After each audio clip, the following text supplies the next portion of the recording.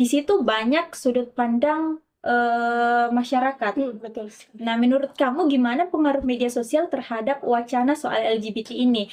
Lebih banyak membuka ruang diskusi kah?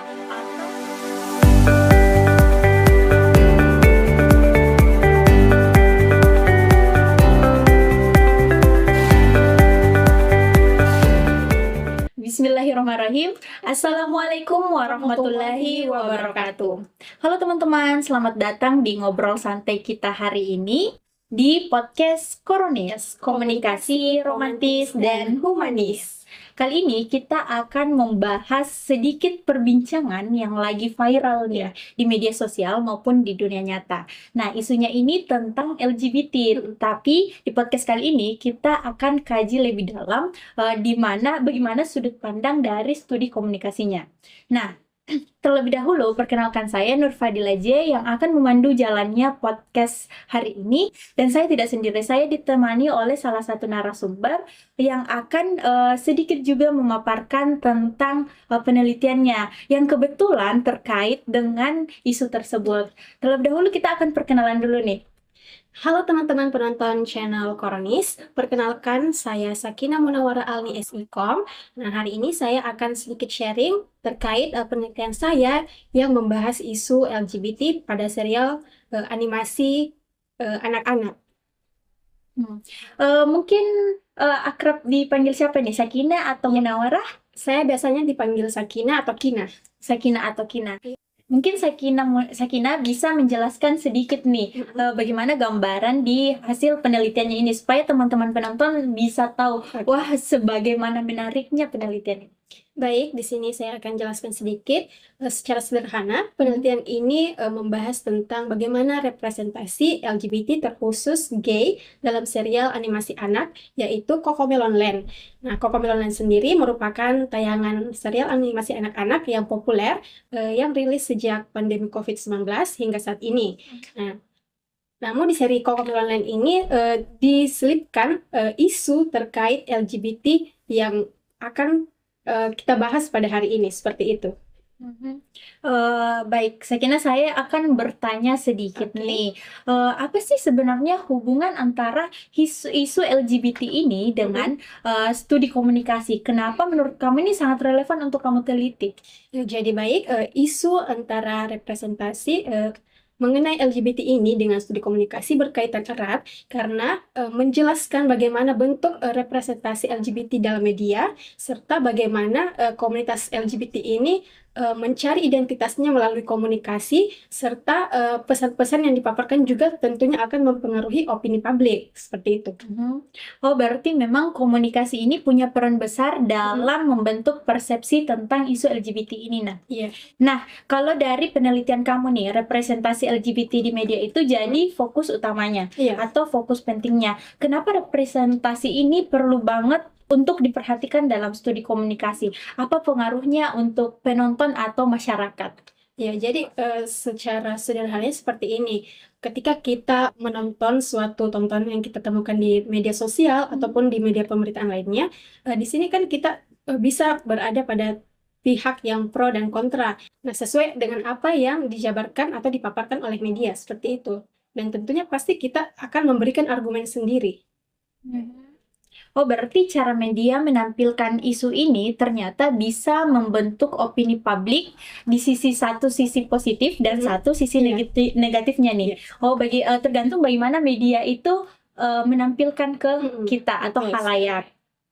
Oke, sekarang kita bergeser ke media sosial nih yang lagi viral kita gunakan di Gen Z, Gen Alpha, dan milenial dan atau bahkan ibu-ibu sekalipun. Nah, kalau Sakina nih, salah satu media sosial yang jadi populernya apa nih yang sering digunakan untuk scroll-scroll lah, posting-posting lah, apa itu?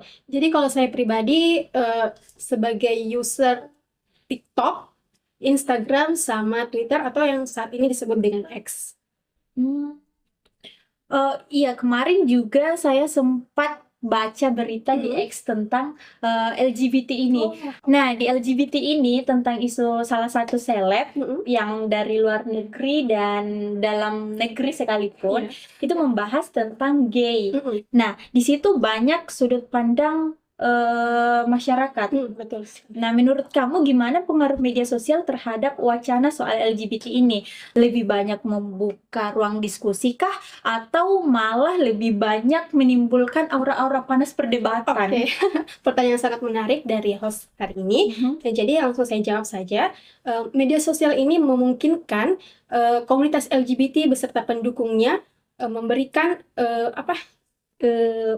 semacam narasi alternatif, terus memperluas dukungannya serta juga bisa melawan stigma yang ada. Namun perlu kita ketahui lagi bahwasanya media sosial ini juga adalah ruang terbuka yang dimana orang-orang bisa bebas mengekspresikan pendapatnya ataupun istilah saat ini memberikan argumen-argumen berupa hujatan-hujatan yang sangat kontroversial sekali seperti itu. Betul.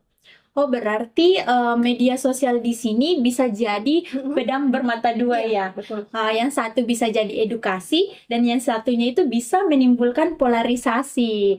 Nah, di mana tergantung kitanya lagi nih, halayaknya lagi Betul nih. sekali. Kita mau ambil sisi positifnya yang mengedukasi atau polarisasinya yang bahkan berdampak untuk kita sendiri atau ke orang lainnya nih.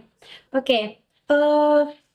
Ya seperti saya bilang nih, banyak komentar-komentar di Twitter tersebut yang ada yang menerima atau bahkan ada yang menghujat habis-habisan bahwasanya si seleb A, si seleb B ini gini. Nah, pertanyaan lagi nih. Sebagai salah satu peneliti isu LGBT ini, bagaimana seharusnya kamu merespon atau kita merespon sekelompok orang LGBT ini? Ya, jadi bagaimana kita meresponnya? Yang pertama, kalau dari saya pribadi, kita sesama manusia kan mempunyai yang namanya pilihan. Ya, kita perlu menghargai pilihan orang. Yang kedua, ada sebutan untuk mendengarkan apa-apa saja yang menjadi prinsip atau pilihan orang tersebut. Dan selanjutnya, yang ketiga, bagaimana kita bisa memberikan pandangan dengan cara yang etis atau beradab, dengan tujuan untuk memberikan pemahaman ataupun juga memberikan pandangan yang berbeda. Nah, di sini pentingnya itu bahwa memahami pilihan seseorang itu adalah suatu hal yang baik, akan tetapi mengarahkan orang tersebut atau mengingatkan ke jalan yang benar itu jauh lebih baik, seperti itu. Betul sekali. Jadi teman-teman, intinya respon itu harus mempertimbangkan aspek kemanusiaan dan konteks sosial ya, konteks sosial yang ada. Jangan sampai kita hanya pintar melarangnya atau membatasinya, tapi tidak pandai dalam menuntunnya ke arah yang lebih baik. Betul sekali. Terakhir, kemarin saya juga sempat nih baca penelitiannya Sakina. Di situ ada beberapa bahasa yang kamu masukkan, termasuk label gay, transgender, atau queer. Itu berdampak nggak sih terhadap persepsi publik, bikin lebih diterima atau lebih dihujat? Oke, seperti itu ya. Jadi saya jawab, penggunaan label atau istilah seperti itu terkhusus pada suatu komunitas atau individu itu sangat berperan penting dalam membentuk identitas atau penerimaan individu. Karena jika kita menggunakan istilah tidak sesuai dengan tempatnya, maka akan menimbulkan suatu kesalahpahaman atau selisih paham seperti itu. Oh, menarik sekali. Berarti pilihan kata juga itu bisa sangat mempengaruhi jalannya komunikasi. Bagaimana kita cara memandang bahasa tersebut sampai ke kita dan bagaimana orang lain mendengar bahasa kita.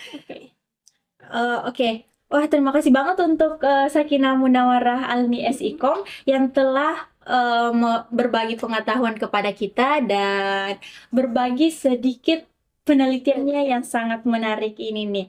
Sebelum kita akhiri, ada tidak sih saran atau pesan untuk saya pribadi dan teman-teman sekalian terkait isu LGBT ini? Oke, jadi mungkin sedikit saran dan juga pesan sebagai sesama manusia yang mungkin tidak luput dari salah dan dosa, tentunya kita tidak boleh menghakimi begitu saja pilihan orang-orang.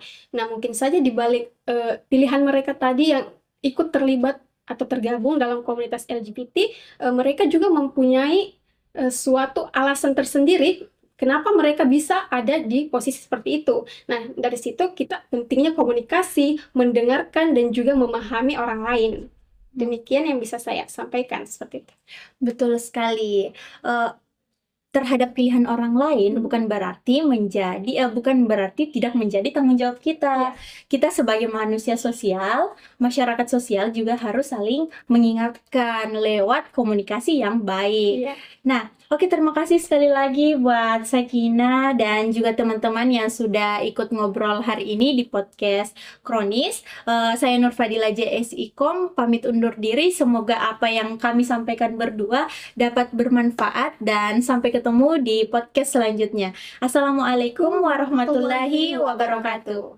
Mister Kronis. Jangan lupa